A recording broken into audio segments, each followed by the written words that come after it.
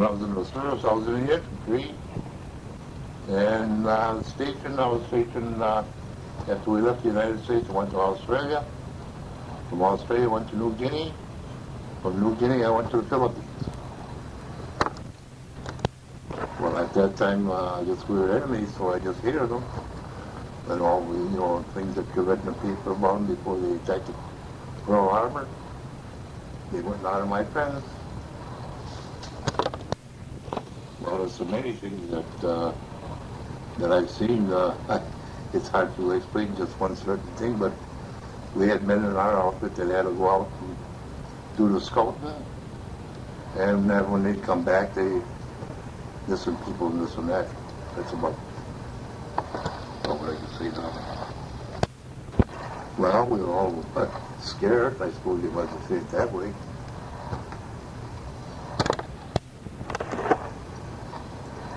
Well, I just don't know what to mean by experience. What we did, we did the usual thing about having to take territory and giving it back what we lost, advancing,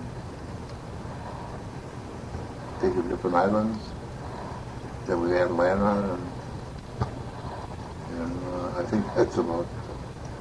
Do you remember, do you have any vivid memories of something particular? Well, yes, I do landing on in the Philippines, in an island in the Philippines. I remember that. That was, I think, about the most exciting thing of our planes going over and bombing the shorelines, our ships, our battleships at sea fighting into the coastline, and our amphibious boats taking us in and landing with their jeeps, and how we jumped off the rafts there and water up to our necks from the shore. It was quite something. Yes, I got hit by a piece of shrapnel. We were taking the boat or ship to another island, and we were bombed.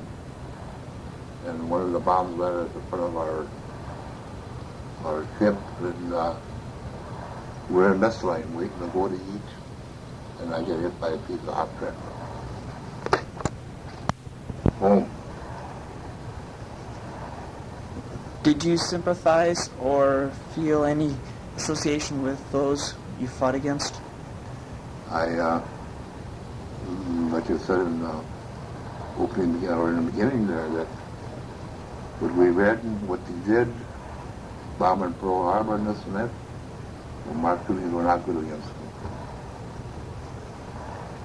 Do you have any permanent, lasting relationships with POWs or fellow soldiers?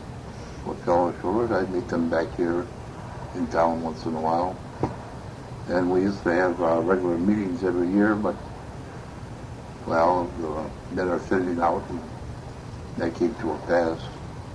We do have one once a year where the whole works will get together, but in the city diet, no, we don't. Did you ever capture or personally meet a POW? Yes, we've captured them, and we've met them, but there was nothing what we could say. We couldn't understand them, and they couldn't understand us. How did you feel about the bombing of Hiroshima and Nagasaki at that time? Well, at that time, I really didn't think too much of it, because I don't believe in bombing old people and little kids.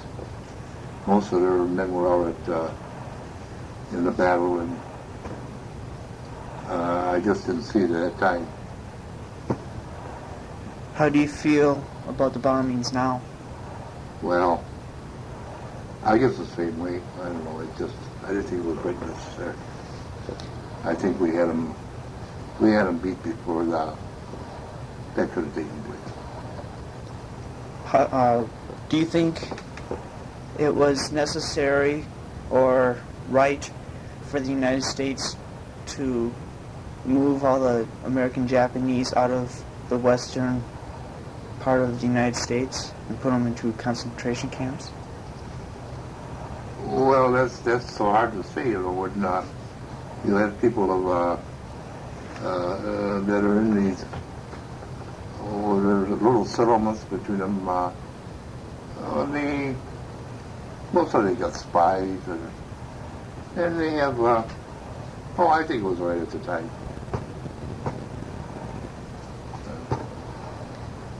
What do you think were the most important things that you learned from your experiences in the war? The most important thing I learned? Well, I think we're doing the thing right now with Russia. We're negotiating and trying to keep things where we don't have to go over and ruin land and people. And I think that's the thing of the past. Do you have any final comments? Well, I guess I got a moment in there. I guess I just hope they never have a nuclear war.